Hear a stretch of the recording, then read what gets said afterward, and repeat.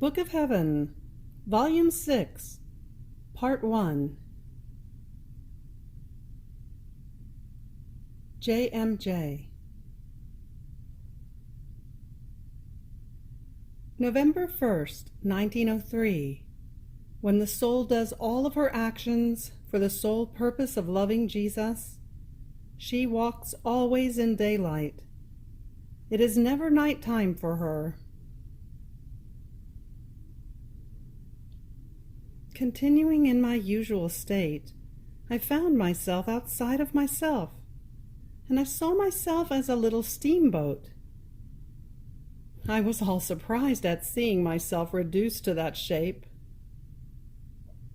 In the meantime, my adorable Jesus came and told me, "My daughter, the life of man is a steamboat, and just as it is fire alone that allows the steamboat to move, and the more lively and the bigger the fire, the faster it runs, while if the fire is small, it moves at a slow pace.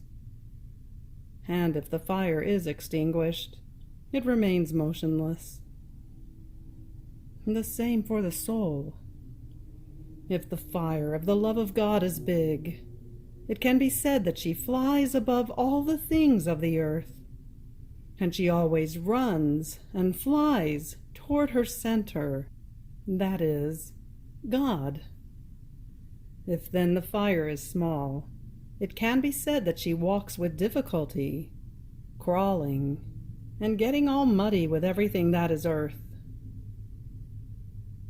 If then it is extinguished, she remains motionless, without the life of God within herself, as though dead to all that is divine. My daughter, when the soul does all of her actions for the sole purpose of loving me, and wants no other recompense for her work but my love alone, she walks always in daylight. It is never nighttime for her. Even more, she walks within the sun itself, that almost like steam surrounds her to let her walk within itself, making her enjoy all the fullness of light. Not only this, but her very actions serve as light for her journey, and increase for her ever new light.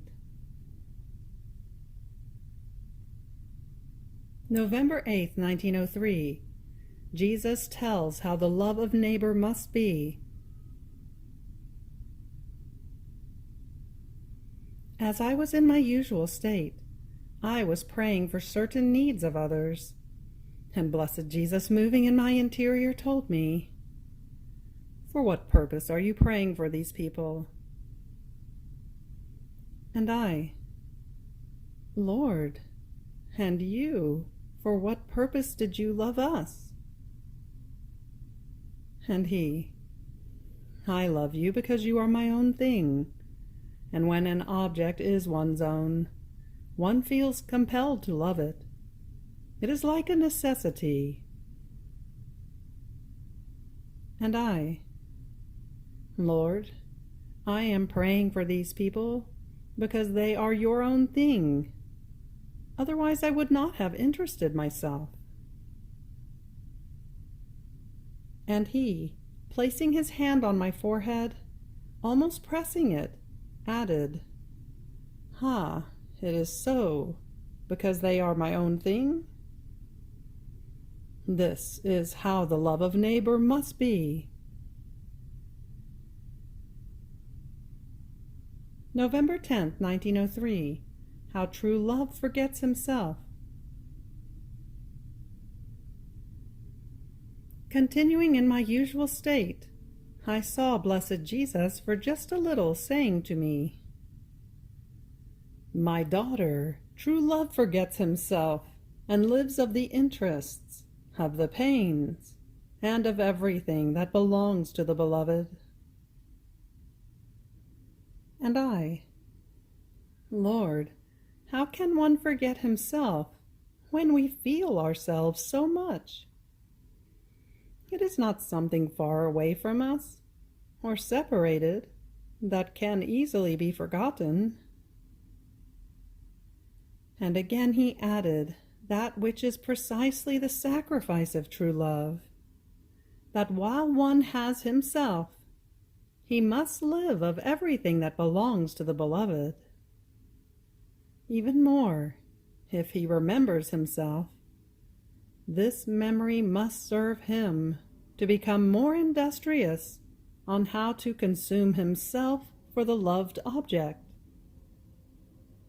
And if the beloved sees that the soul gives all of herself to him, he shall know well how to repay her by giving her all of himself and letting her live of his divine life. So the one who forgets himself completely finds everything. Moreover, it is necessary to see the difference that passes between what one forgets and what one finds. One forgets what is ugly and finds what is beautiful. One forgets nature and finds grace. One forgets passions and finds virtues. One forgets poverty and finds richness. One forgets foolishness and finds wisdom. One forgets the world and finds heaven. November 16th, 1903. There is no sacrifice without denying oneself, and sacrifice and self-denial give rise to the most pure and perfect love. This morning, as I was outside of myself, I found myself with baby Jesus in my arms, and with a virgin who laid me on the ground to make me suffer the crucifixion, not with nails, but with fire, placing a charcoal of fire on my hands and feet. Blessed Jesus was there assisting me while I was suffering, and said to me, "My daughter, there is no sacrifice without denying oneself, and sacrifice and the denial of oneself give rise to the most pure and perfect love. And since sacrifice is sacred, it happens that it consecrates the soul to me as a sanctuary worthy of me, to make of it my perpetual dwelling. So let sacrifice work in you, to render your soul and body sacred, so that everything may be sacred in you, and consecrate everything to me." November 19th, 1903. While one is nothing, one can be all. Continuing in my usual state, I saw blessed Jesus in my interior, and a light in my intellect saying, "While one is nothing, one can be all." But how? One becomes all through suffering. Suffering makes the soul become pontiff, priest, king, prince, minister, judge, advocate, repairer, protector, defender. And since true suffering is the suffering wanted by God in the soul, and the soul appeases herself completely in his volition, this appeasement, united to suffering, allows the soul to rule over justice, over the mercy of God, over men, and over all things. Now, just as suffering gave Christ all the most beautiful qualities and all the honors and offices that the human nature can contain, in the same way, by participating in the suffering of Christ, the soul participates in the qualities in the honors, and in the offices of Christ, who is the all. November 23rd, 1903. There is no beauty that equals suffering for God alone. I felt concerned in my interior by what I had written above, as though it was not according to the truth. So as soon as I saw Blessed Jesus, I said, "Lord, what I wrote is not right. How can there be all this through mere suffering?" And he, "My daughter, do not be surprised. Indeed, there is no beauty that equals suffering for the love of God alone. 2 arrows come from me continuously, one from my heart, that is of love, and it wounds all those who are on my lap, that is those who are in my grace. This arrow wounds, mortifies, heals, afflicts, attracts, reveals, consoles, and continues my passion and redemption in those who are on my lap. The other one comes from my throne, and I entrust it to the angels, who as my ministers make this arrow flow over all kinds of people, chastising them and exciting all to conversion." Now while he was saying this, he shared his pains with me, telling me, "Here, in you also the continuation of my redemption." November 24th, 1903. How each word of Jesus is a link of grace. Continuing in my usual state, I saw Blessed Jesus in my interior for just a little, and as if he wanted to continue to remove doubts from me, he told me, "Daughter, I am the truth itself, and falsehood can never come from me. At the most, it is something that man does not comprehend, and I do this to show that if one does not comprehend his word well, how can he comprehend the Creator in everything? However, the soul must correspond by putting my word into practice. In fact, my words are many links of grace that come out of me, and are given to the creature as gift. If she corresponds, she connects these links to the others that she has already acquired. But if she does not, she sends them back to her Creator. Not only this, but I speak only when I see that the creature has the capacity to receive that gift. And corresponding to me, she acquires not only many links of grace, but also many links of divine wisdom. And if I see them linked with correspondence, she disposes me to give her yet more gifts.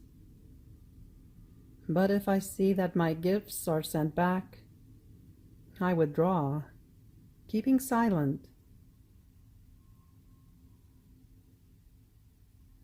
December 3rd, 1903.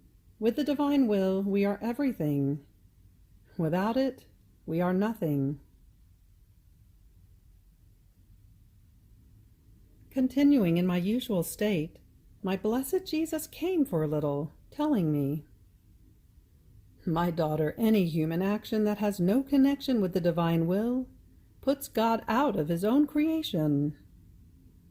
Even suffering itself, as holy, noble, and precious as it might be before my eyes, if it is not a birth from my will, instead of pleasing me, makes me indignant and is disgusting to me." O power of the will of God! How holy, adorable, and lovable you are! With you we are everything, even if we did nothing, because your will is fecund, and gives birth to all goods for us. Without you, we are nothing, even if we did everything, because the human will is sterile and makes everything sterile. December 5th, 1903. How the holy desire to receive Jesus makes up for the sacrament in such a way that the soul breathes God, and God breathes the soul. Since this morning I could not receive communion, I was all afflicted, though resigned, and I thought to myself that if I had not been in this position of being bedridden and of being a victim, I would certainly have been able to receive him. And I said to the Lord, "You see, the state of victim subjects me to the sacrifice of depriving myself of receiving you in the sacrament. At least accept the sacrifice of depriving myself of you in order to content you as a more intense act of love for you, because at least, thinking that the very privation of you proves my love for you more, sweetens the bitterness of your privation." And as I was saying this, tears were pouring down from my eyes. But, oh goodness of my good Jesus, as soon as I began to doze off, without making me wait and search for a long time, as usual, he came immediately, and placing his hands over my face, he caressed me and said, "My daughter, poor daughter, courage.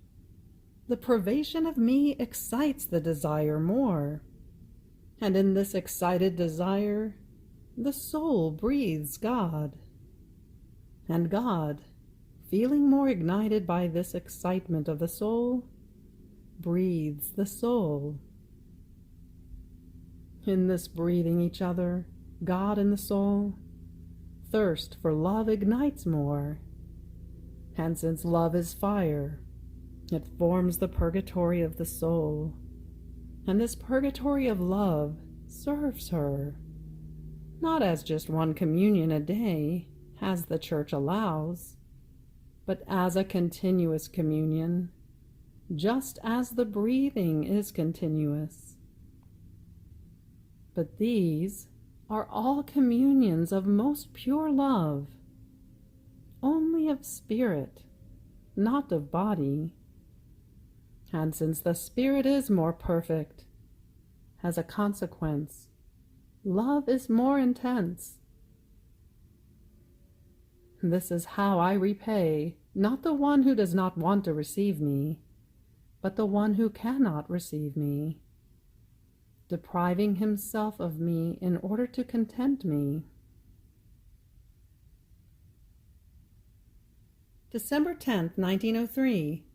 Every time the soul seeks the Lord, she receives a divine tint, a divine feature.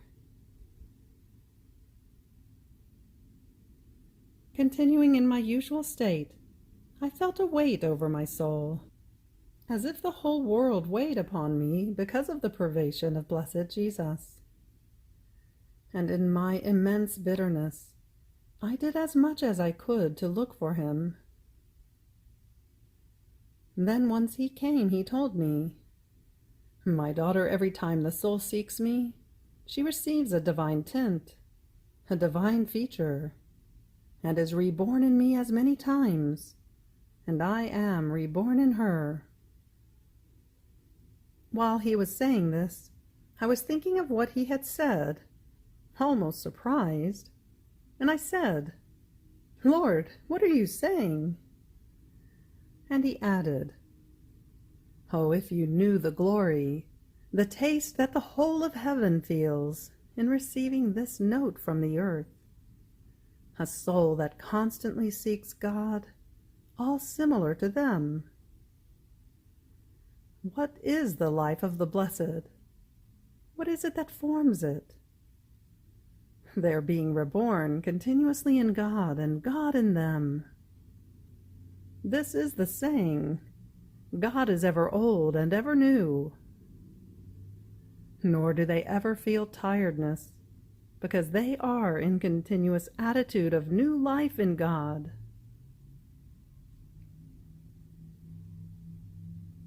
December 17th, 1903. The adoration that the Most Holy Virgin did when she encountered Jesus carrying the cross. The true spirit of adoration. Continuing in my usual state, for a few instants I saw blessed Jesus with the cross on his shoulders, in the act of encountering his most holy mother, and I said to him, Lord, what did your mother do in this most sorrowful encounter? And he, my daughter, she did nothing but a most profound and most simple act of adoration.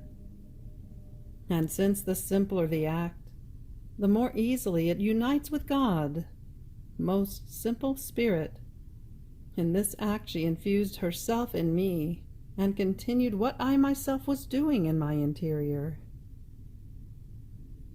This was immensely pleasing to me, more than if she had done any other greater thing.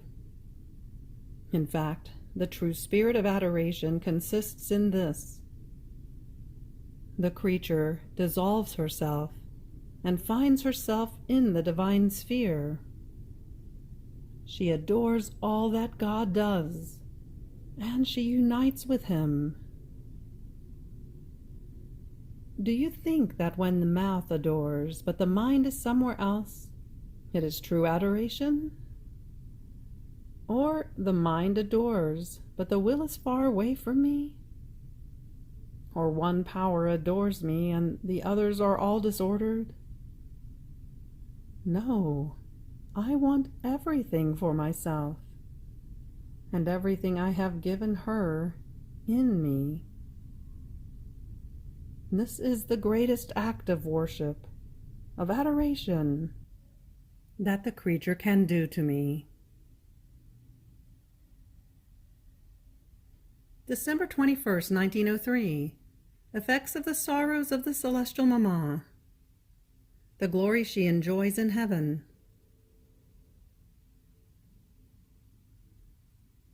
This morning I found myself outside of myself, and looking into the vault of the heavens, I saw 7 most refulgent suns.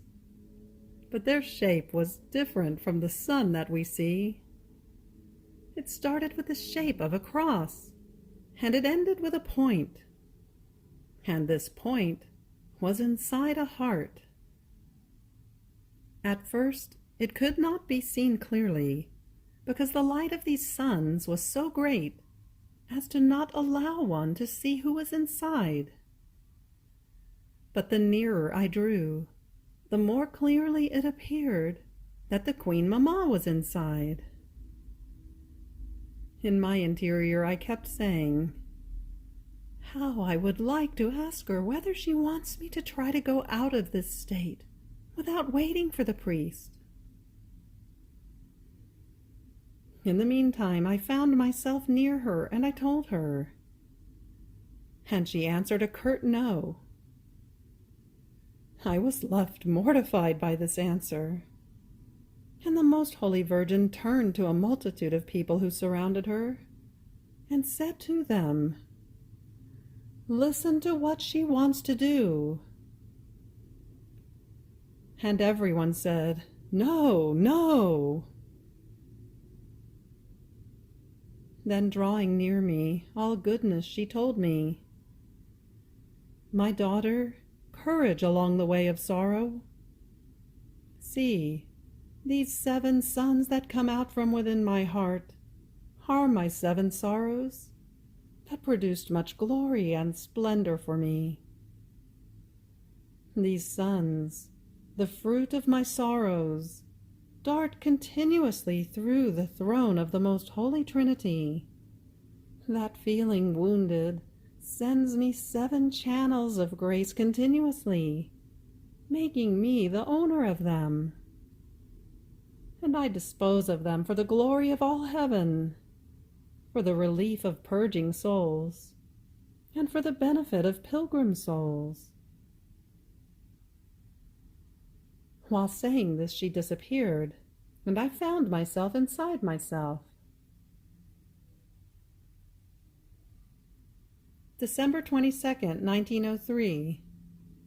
The cross forms the incarnation of Jesus in the womb of souls, and the incarnation of the soul in God.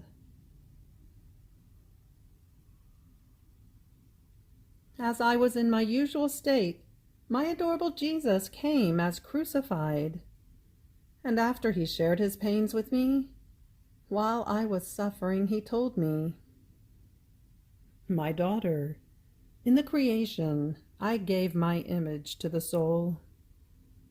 In the incarnation I gave my divinity, divinizing humanity.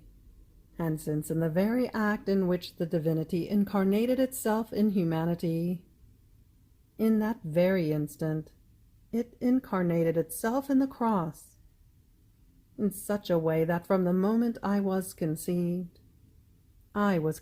united with the cross. It can be said that just as my cross was united with me in the incarnation that I did in the womb of my mother, so does my cross form as many other incarnations of mine in the wombs of souls. And just as the cross forms my incarnation in souls, the cross is the incarnation of the soul in God, destroying in her everything that gives of nature, and filling her with the divinity so much as to form a sort of incarnation, God in the soul, and the soul in God. I remained as though enchanted on hearing that the cross is the incarnation of the soul in God.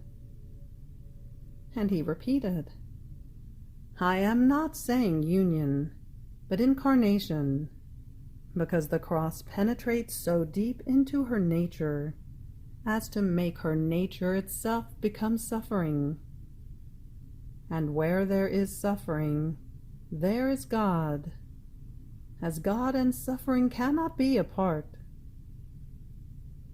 And the cross, forming this sort of incarnation, renders this union more stable, and the separation of God from the soul almost as difficult as is separating suffering from one's nature. On the other hand, through union, the separation can easily occur. It is understood always that this is not the incarnation, but a simile of the incarnation." Having said this, he disappeared, but after a little while he came back in the act of his passion, when he was covered with opprobriums, with ignominies, with spit. And I said to him, "Lord, teach me what I could do in order to move these opprobriums away from you, and give you back honors, praises, and adorations." And he said to me, "My daughter, around my throne there is a void, and this void must be filled with the glory that creation owes me. So the one who sees me despised by the other creatures, and honors me not only for herself, but for others, makes honors for me arise again in this void. When she sees me unloved and loves me, she makes love for me arise again. When she sees that I fill creatures with benefits, while they are not grateful to me and do not even thank me, and she is grateful to me as if those benefits were given to her, and she thanks me, she makes the flower of gratitude and of thanksgiving arise again for me in this void, and so with all the rest that creation owes me. but denies to me with awful ingratitude. Now, since all this is an overflow of the charity of the soul, who gives me not only what she herself owes me, but does for others what overflows from herself, since this glory and these flowers that she sends to me into this void around my throne are the fruit of charity, they receive a tint more beautiful and more pleasing to me. You have reached the end of the Book of Heaven, Volume 6, Part 1. Fiat.